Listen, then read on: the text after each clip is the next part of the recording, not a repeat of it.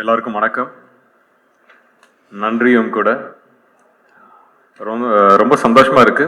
இன்னைக்கு இப்படி ஒரு அவார்ட் ஃபங்க்ஷன் பார்த்து ரொம்ப வருஷம் ஆச்சு. எனக்கு எங்கள் அப்பாவோட அவார்ட் ஃபங்க்ஷனுக்கு 1-2க்கு போயிருக்கேன். இன்னைக்கு நாங்கள் நடித்த படம் அதுக்கு அவார்டு கிடைக்குதுங்கிற போது ரொம்ப சந்தோஷமாக இருக்குது. தமிழ் சார் சொன்னீங்க, 4 வருஷம் ஆனதுக்கு அப்புறமும் சிறை ரிலீஸ் ஆச்சு, என் படம் ரிலீஸ் ஆன மாதிரி அப்படின்னு. அப்படி நினைச்சாதான் ஒரு டீம் வின் பண்ண முடியுங்கிறதுக்கு உதாரணம் இந்த படம். நான் மட்டும் இல்லை, இப்போ அவார்டு வாங்கினவங்க, வாங்க போறவங்க எல்லாருமே இது அவங்களோட சினிமான்னு லைஃப் கொடுத்துருக்காங்க. ஸோ அவங்க எல்லாருக்குமே நன்றி.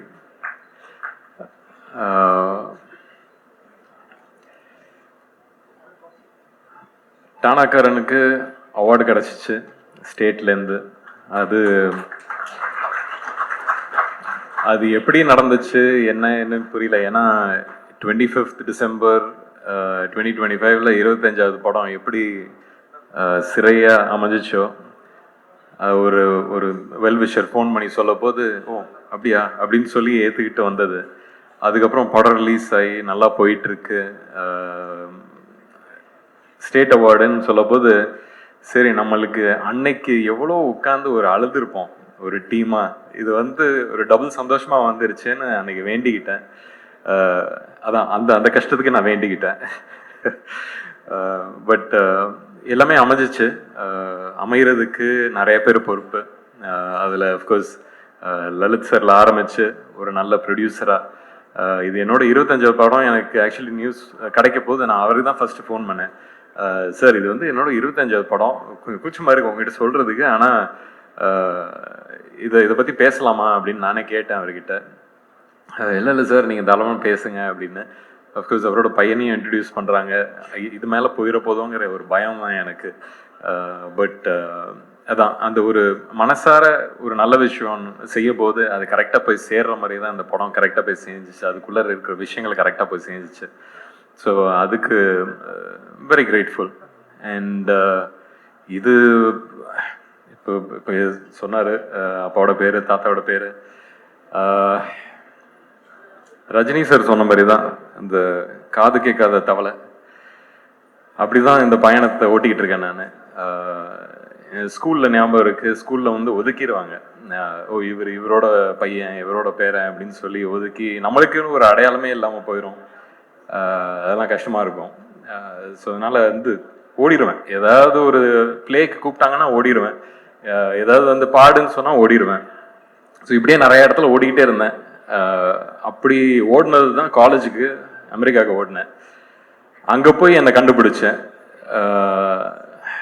இது சுற்றி யாரும் இவர் அவர் அப்படின்னு சொல்கிறதுக்கு யாரும் இல்லை. கண்டுபிடிச்சி அந்த இடத்துல தான் ஒரு மன அழுத்தம் அப்படின்னு சொல்கிறதுன்னா அங்கே தான் வந்துச்சு. அது எல்லாத்தையும் கிடைச்சதுக்கப்புறம் திருப்பி இங்கே சரி சினிமா தான் அப்படின்னு ப்ரூவ் பண்ணி உள்ளர சரி ஆனால் டைரக்ஷன் போகலாம் அப்படிங்கிற ஒரு பயணத்தில் மாற்றி இங்கே இடிச்சு அங்கே அடைச்சி ஒரு மாதிரி எப்படியே வந்தாச்சு.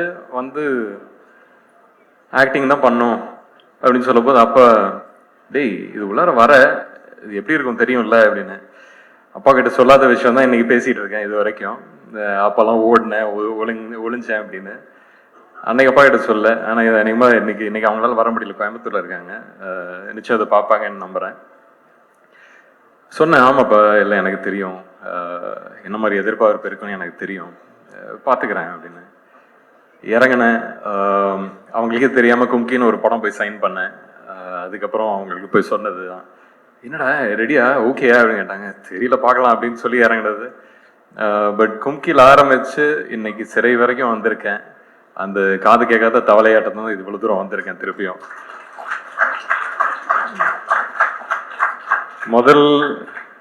முதல்ல ஆரம்பித்தோடனே பெரிய ஒரு வெற்றியாக கிடச்சிச்சு. அது அந்த கிடைச்சதுக்கு அப்புறம் தான் அந்த ஒரு ப்ரெஷர் அப்படின்னு ஒரு விஷயமே வந்துச்சு. பட் அந்த ப்ரெஷரையும் திருப்பியும் ஒதுக்கி வச்சிடலாம். அப்படி ஒதுக்கி வச்சதில் வரிசையாக நல்ல படங்கள் வந்துச்சு. அதுக்கான வரவேற்பு வந்துச்சு, அதுக்கான ஒரு நல்ல பேச்சு வந்துச்சு. நடுவில் எங்கெங்க மிஸ் ஆனதுக்கும் நிறைய விஷயங்கள் சொன்னாங்க, தெரியாதவங்களாம் வந்து திட்டினாங்க. அப்போ வந்து சரி, நம்மளுக்கு தான் தெரியும் நம்ம என்ன பயணத்துல இருக்கோம். இது உள்ளார சினிமாவா நீங்க அது மட்டும் தான் பாக்குறீங்க. பர்சனலா நான் எனக்கு நிறைய விஷயங்கள் போயிட்டு இருந்துச்சு. ஸோ அதனால மேபி என்னோட நான் இப்போ திரும்பி பார்க்க போதெல்லாம் அப்பப்போ பார்ப்பேன். சரி, நிறைய விஷயங்கள் நம்ம லைஃப்ல சில விஷயங்கள் மைண்ட் அப்செட் பண்ணுச்சுன்னா அது வந்து ஏதோ ஒரு இடத்துல தெரியும்னு அது சினிமாவில் தான் எனக்கு தெரிஞ்சிருக்கு. அது வந்து நான் திருப்பியும் பிடிச்சி இழுத்து உட்கார வச்சு சரி இது என்ன பண்றோம் கரெக்டா பண்ணு அப்படின்னு சொல்லிட்டு இன்னும் திருப்பி தேத்திக்கிட்டு வர்றதுக்கே கொஞ்சம் டைம் ஆயிடுச்சு. பட் அதுக்கப்புறமும் சினிமாக்குன்னு ஒரு விஷயம், ஒரு டைம், ஒரு லக், இவ்வளவு விஷயங்கள் இருக்கு. அதுக்குள்ள இருக்கிற பாலிடிக்ஸ் இருக்கு. வளர போதே தட்டி விடுறவங்க இருக்காங்க. யாரோட ஒர்க் பண்ணும், யாரோட ஒர்க் பண்ணக்கூடாதுன்னு நிறைய விஷயங்கள் இருக்கு. அதெல்லாம் கத்துக்கிட்டு தான் வந்திருக்கேன். ஸோ இந்த 25 படத்துக்கு அப்புறம் என்ன அப்படின்னு கேட்டீங்கன்னா இப்போதான் முதல்ல ஆரம்பிக்கிற மாதிரி இருக்கு எனக்கு. இதுக்கப்புறம் பண்ண போற விஷயங்கள் எல்லாமே வந்து எனக்கு முதல் படத்திலேயே தெரிஞ்சதுன்னா இன்னும் பெட்டரா இருந்திருக்குமேன்னு ஒரு எண்ணமும் இருக்கு. பட் அப்பா சொன்ன மாதிரி தான், டேய் நான்லாம் வந்து உன்னை ஹெல்ப்லாம் பண்ண மாட்டேன், நீனே கற்றுக்கிட்டு வரணும் அப்படின்னு. இப்போ கற்றுக்கிட்டு வந்திருக்கேன். இதுக்கு மேலே என்ன நடக்குது எது நடக்குதுன்னு நம்ம பார்க்கணும். பட் அதுக்கான ஒரு தைரியம், அன்னைக்கு எப்படியே ஒரு கும்கி யானையை பிடிச்சிக்கிட்டு வா அப்படின்னு போன மாதிரி அந்த மாதிரி தான் இன்னைக்கு இண்டஸ்ட்ரியும் பிடிச்சிட்டு போயிட்டு இருக்கேன். ஸோ அப்படி இந்த பயணத்தில் மீட் பண்ண இந்த சிறை டீம், நம்ம டானாக்காரன் தமிழ் சார் ரொம்ப கொடுத்து வச்சிருக்கேன். Lalit sir, thank you sir for taking a movie like this. Akshay சொன்ன மாதிரி தான் தமிழ், தெலுங்கு, மலையாளம் எல்லா இண்டஸ்ட்ரியிலேருந்தும் ஃபோன் பண்ணி இந்த படத்தை பற்றி பேசுகிறாங்க. இந்த படம் ஒரு விஷயம் பண்ணுது. ஒரு படம் என்ன பண்ணணுமோ, ஒரு கதை ஒருத்தர்கிட்ட அதை போய் சேர போது அது என்ன பண்ணணுமோ அதை பண்ணுது. அதுதான் சிறை. அந்த இம்பேக்டுக்கு தான் நம்ம வந்து இந்த சினிமாங்கிறது அந்த ஆர்ட்டை பிடிச்சிக்கிட்டு எடுக்கிறோம். தமிழ் சார் சொன்னார், நிறைய ரைட்டர்ஸ் உள்ள இடம் இங்கே தமிழகத்தில் தான். நம்மளுக்கு தான் பூர்வீகமாக லாங்குவேஜே நம்மளோடது தான். அப்போ ரைட்டர்ஸ் இங்கே தானே இருப்பாங்க.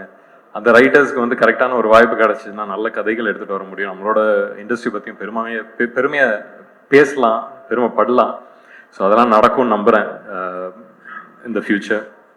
And again thanks to every single one of you. Akshay, முதல் படத்துலேயே வர ஒரு சக்ஸஸ்ங்கிறது வந்து எப்படி எடுத்துக்கணும்னா, இப்போ இவங்களுக்குலாம் இப்போ பாகுபலி வந்துச்சு, இல்லை மகதீரா வந்துச்சுன்னு வச்சுங்களேன். உங்களுக்கு அந்த மாதிரி ஒரு பட்டம் ஏற்கனவே உனக்கு கையில் வச்சுருக்கீங்கன்னு வச்சுங்க. அடுத்தடுத்து வர்றது 4 படம் ஆகுதோ இல்லை அடுத்த படமே ஆகுதோ அப்படிலாம் நினைக்காதீங்க. அது வரும், நடக்கும். எனக்கு என்னோட ஜேர்னியை வச்சு தான் உங்களுக்கு சொல்கிறேன், my experience. So let's keep it positive. நிறைய நெகட்டிவ் நடக்குது. ஸோ பாசிட்டிவாகவே யோசிப்போம், பாசிட்டிவாகவே பண்ணுவோம். அண்ட் எனக்கு ஒரு சின்ன ஆசை, நம்மளோட டீம் மெம்பர்ஸ் இங்கே எல்லாருமே ஒரு 5 minutes ஆனாலும் நீங்கள் எல்லாம் கொஞ்சம் ஸ்டேஜில் வந்தீங்கன்னா ஒரு பெரிய ஃபோட்டோ எடுத்துக்கலாம்னு நம்புகிறேன். ஏன்னா நான் ஃபர்ஸ்ட் டே படம் ரிலீஸ் ஆகிற நாள் அன்னைக்கு ட்விட்டரில் போஸ்டரும் போட்டு அன்னைக்கு நம்ம ஃபங்க்ஷன் அன்னைக்கு இருந்த டீமோட ஃபோட்டோவை போட்டு இது எங்களோட டீம் கிட்டேருந்துன்னு சொல்லி சொன்னேன். இன்னைக்கு வெற்றி அடைஞ்சாச்சு. ஸோ அதுக்காக நீங்கள் எல்லாருமே கொஞ்சம் ஸ்டேஜில் வந்து ஒரு புகைப்படமாக எடுத்தால் அது என்னோட ஆஃபீஸில் நான் வச்சுப்பேன். ஸோ கொஞ்சம் எல்லாம் நம்ம சிறை டீம் எல்லாருமே கொஞ்சம் மேலே வாங்க, எல்லாரும் வாங்க. வர்ஷினி, ஆக்டர்ஸ் எல்லாருமே நீங்கள் டீம்னு நினச்சிங்கன்னா மேலே வாங்க.